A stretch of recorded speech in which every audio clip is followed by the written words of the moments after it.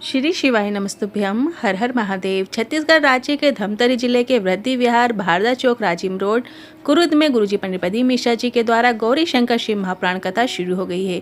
ये 7 दिवसीय शिव महाप्राण कथा है जो कि 16 मई से 22 मई 2024 तक आस्था चैनल और यूट्यूब के माध्यम से देखी जा सकती है। 30 मई 5वें दिन की कथा जलधारी से जुड़े हुए उपायों से भरपूर है। आज गुरुजी ने 3 बिल्कुल नए उपायों की जानकारी दी है। सभी उपाय आपको वीडियो के माध्यम से समझाने का प्रयास करेंगे। आज गुरुजी ने बड़े से बड़े रोग से मुक्ति के लिए नया उपाय बताया है। जलाधारी से जुड़ा हुआ उपाय है। साथ ही गुरुजी ने नेत्रों से जुड़ी समस्या होने पर नया उपाय बताया है। साथ ही गुरुजी ने शनि की दृष्टि से बचने वाला सरल उपाय बताया है। अगर आप रोजाना तिथि और भोलेनाथ के स्टेटस प्राप्त करना चाहते हैं तो हमारे व्हाट्सएप ग्रुप को अभी ज्वाइन कर लीजिए। इसकी लिंक हमने कमेंट बॉक्स में पिन कर दी है।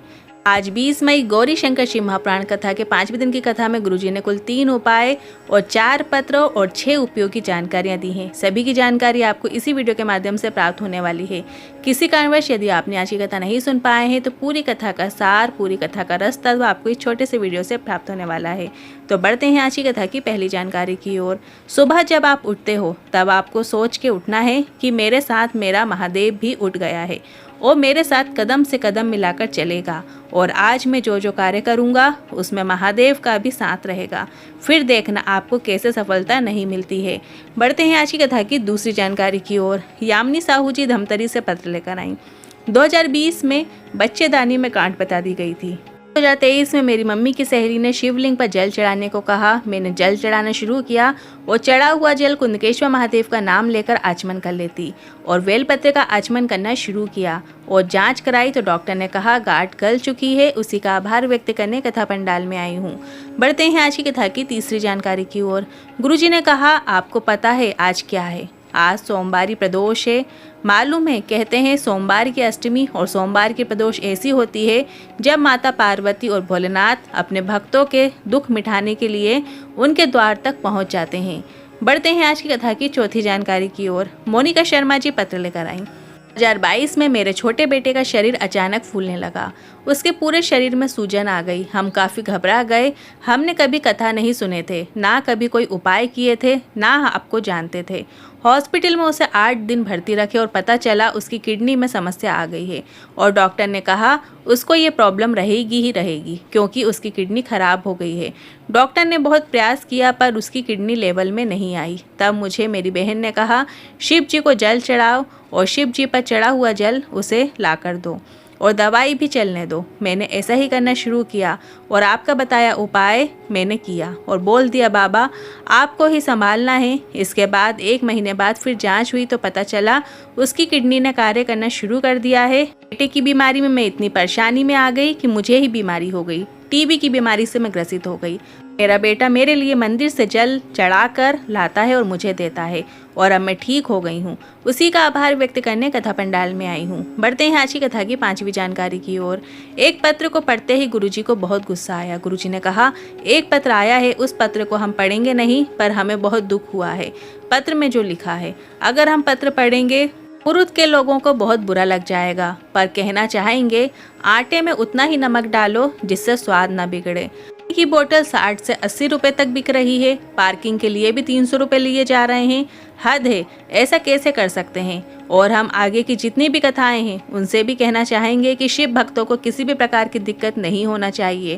पहले ही बोल देते हैं यहाँ आने वाला कोई करोड़पति नहीं है। यहाँ बेचारे 42 डिग्री की गर्मी में अपने बच्चे को गोदी में लेकर बैठते हैं। कितने परेशान हो रहे हैं सिर्फ इसलिए कि 2 घंटे की शिव महाप्राण कथा उनको सुनने को मिले। इसके बाद गुरुजी ने कहा मैं पत्र लिखने वाली माता को आभार व्यक्त करता हूँ और जितने भी पत्रकार बंधु हैं उन सभी को आभार व्यक्त करता हूँ जिन्होंने हमारी वाणी को जनमानस तक पहुँचाने का कार्य किया है। इसके बाद गुरुजी ने सभी पत्रकारों को व्यासपीठ में बुलाकर बेलपत्र प्रदान करी। बढ़ते हैं आज की कथा की 6वीं जानकारी की ओर। शिवलिंग के नीचे मतलब जलाधारी से जल जहाँ से नीचे की ओर गिरता है जमीन के उस भाग से आगे तक का जो स्थान होता है जहाँ गड्ढे में जल जाता है वो स्थान पूरा 33 कोटि देवी देवताओं का स्थान कहलाता है। बढ़ते हैं आज की कथा की 7वीं जानकारी की ओर। एक नेत्रहीन बालक का पत्र आया जिसमें लिखा था मैंने बचपन से शंकर भगवान को नहीं देखा, बस आपको सुना है। आपको गले लगाना चाहता हूँ। मैं दृष्टिहीन, स्कूल में 6वीं क्लास में पढ़ता हूँ। मुंबई, चेन्नई कई जगह दिखाया पर कहीं से कोई मुझे लाभ नहीं हुआ। 2021-2022 से कथा सुनना शुरू किया।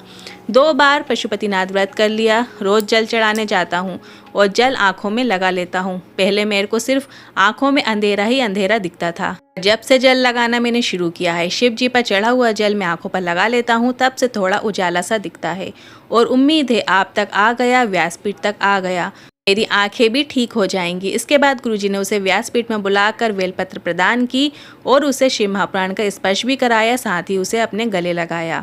बढ़ते हैं आज की कथा की 8वीं जानकारी की ओर। स्वयं शनिदेव ने भोलेनाथ से कहा, जिस घर की नारी, स्त्री, कन्या, बेटी या बहू, मतलब घर की एक नारी भी अगर 1 लोटा जल ले जाकर भोलेनाथ के शिवलिंग पर जल अर्पित करती है तो उसके पूरे परिवार में कभी भी किसी पर शनि की कुदृष्टि नहीं पड़ सकती, ये निश्चिता है। अगर आपके घर की कोई भी नारी, कन्या, बेटी, बहू कोई भी यदि 1 लोटा जल लेकर शिवलिंग पर चढ़ाती है, अर्पित करती है, तो आपके घर में जितने भी सदस्य हैं उन पे कभी भी शनि की कुदृष्टि नहीं पड़ती। बढ़ते हैं आज की कथा की 9वीं जानकारी की ओर। एक और पत्र आया है। धनेश्वरी जी राजनांदगांव से लिखती हैं, संतान सुख नहीं था। डॉक्टर ने बताया बच्चेदानी में गांठ है, इसलिए संतान नहीं होगी। हमने कई जगह इलाज कराया पर लाभ नहीं हुआ। फिर फैमिली के साथ रुद्राक्ष महोत्सव में सीहोर गए और रुद्राक्ष लेकर आ गए और रुद्राक्ष को रात में तांबे के लोटे में गलाकर सुबह जल शिवलिंग पर चढ़ाते हुए और जल को प्राप्त करके आचमन कर लेते। साथ में सफ़ेद आंकड़े की जड़ का हमने उपाय किया और बाबा ने सुन लिया। गांठ गल गई और मैंने पुत्र को जन्म दिया है। उसी का आभार व्यक्त करने कथा पंडाल में आई हूँ। बढ़ते हैं आज की कथा की 10वीं जानकारी की ओर। केसरी साहू जी पत्र लेकर आए। 8 लाख का कर्जा हो गया था, सबने साथ छोड़ दिया था। मेरे पति बड़े परेशान हो गए थे। तब आपकी कथा पहली बार टीवी में सुनी। आपने वट वृक्ष वाला उपाय बताया था, जिसमें वट वृक्ष की जड़ को लाकर पूजन वाले स्थान में रखना था। वो उपाय हमने किया और मंदिर में साफ सफाई का कार्य भी हमने शुरू किया, जल चढ़ाना शुरू किया और आज पूरा कर्जा शून्य हो गया है। उसी का आभार व्यक्त करने कथा पंडाल में आए हैं। बढ़ते हैं आज की कथा की 11वीं जानकारी की ओर। जी ने ब्रह्मचित्र की कथा सुनाते हुए बताया था कि ब्रह्मचित्र का कार्य था, लोग जब शिवलिंग पर जल चढ़ाकर जाते थे और जल शिवलिंग से जब नीचे गिरता था और आगे बढ़ता था तो उस स्थान को साफ करने का कार्य ब्रह्मचित्र करता था। और इसी से जुड़ा बिल्कुल नए उपाय की जानकारी दी है आज की कथा में गुरुजी ने कहा है कि शरीर में यदि बहुत बड़ा रोग ने घेर लिया हो, बहुत बड़ी बीमारी हो गई है, आपने बहुत प्रयास कर लिए हैं पर ठीक नहीं हो रहे हैं, तो आपको शिव मंदिर में 2 स्थानों को साफ करना शुरू कर देना है। पहला स्थान शिवलिंग में जहाँ माता अशोक सुंदरी का स्थान है, उस स्थान पर एक जो मोटी लाइन होती है उसके आसपास जो खाली जगह होती है, आपको लाइन खींचकर भी दिखा दी है। इस स्थान पर आपको पानी से अपने हाथों का प्रयोग करते हुए साफ करना है। इसके बाद जिस हाथ से आपने साफ किया है उसे अपनी बीमारी वाले स्थान पर स्पर्श कर लीजिए और इसके बाद हाथ धो लीजिए और जहां सफाई की है उसी स्थान पर चंदन की 2 बिंदी लगा देना है। आप किसी भी चंदन का प्रयोग कर सकते हैं, अष्टगंध चंदन का प्रयोग भी कर सकते हैं, लाल चंदन का प्रयोग भी कर सकते हैं। इसके बाद आपको शिवलिंग के नीचे जहाँ से जल गिर रहा होता है, नीचे की ओर आता है, उस स्थान पर जब आगे बढ़ता है तो इस स्थान में आपको जल से अपने हाथों का उपयोग करते हुए सफाई करना है। जहाँ तक वो खड्डा बना होता है वहाँ से आपको अपने हाथों से सफाई करना है। इसके बाद फिर से जिस हाथ से साफ़ किया है उस हाथ को अपने शरीर में, मस्तक में, यहाँ जहाँ बीमारी है, रोग है, आपको लगा लेना है। इसके बाद आपको फिर से हाथ धो लेना है और दूसरी बार जहाँ सफाई की है वहाँ पर कहीं भी एक चंदन की बिंदी लगा दीजिए। मात्र इतना आप कर देंगे, कुछ दिन तक करके देखिए, कहीं बड़ी बीमारी क्यों ना हो गई हो, भोलेनाथ कृपा करके उसे दूर करेंगे, ये निश्चित है। बढ़ते हैं आज की कथा की 12वीं जानकारी की ओर। अगर नेत्रों की रोशनी कम हो रही है तो आपको डॉक्टर को तो दिखाना ही है, क्योंकि वो भी शंकर का रूप है। दवाइयाँ लीजिए और अगर फिर भी आराम नहीं मिल रहा है तो आपको किसी शिव मंदिर में जाकर शिवलिंग पर जल अर्पित करना है। जैसे जल अर्पित करना हो वैसे जल अर्पित कर सकते हैं। इसके बाद जलाधारी से जल जहाँ से नीचे की ओर गिरता है उस स्थान पर अपने हाथ की हथेली का स्पर्श करना है। आप वीडियो के माध्यम से भी देखकर समझ सकते हैं आपको कहाँ पर स्पर्श करना है। इसके बाद आपने इसी हाथ का स्पर्श अपने दोनों आँखों के ऊपर कर लेना है। आँख बंद करके आँखों के ऊपर हाथ से स्पर्श कर लीजिए। वो जल आपको अपनी आँखों पर लगा लेना है। ऐसा आपको लगातार 22 से 25 दिन करके देखना है। फिर इसके बाद जांच कराकर देखिएगा, आपको लाभ ज़रूर प्राप्त होगा। गुरुजी ने बताया है जहाँ पर आप स्पर्श कर रहे हैं उस स्थान पर 33 कोटि देवी देवताओं की धर्म पत्नियों का स्थान होता है। आज के इन उपायों से जुड़े मन में कोई सवाल या क्वेश्चन है तो आप कमेंट के जरिए पूछ सकते हैं। वीडियो थोड़ा भी उपयोगी लगा हो तो वीडियो को लाइक करके कमेंट बॉक्स में हर हर महादेव ज़रूर टाइप कीजिएगा। श्री शिवाय नमस्तुभ्यम।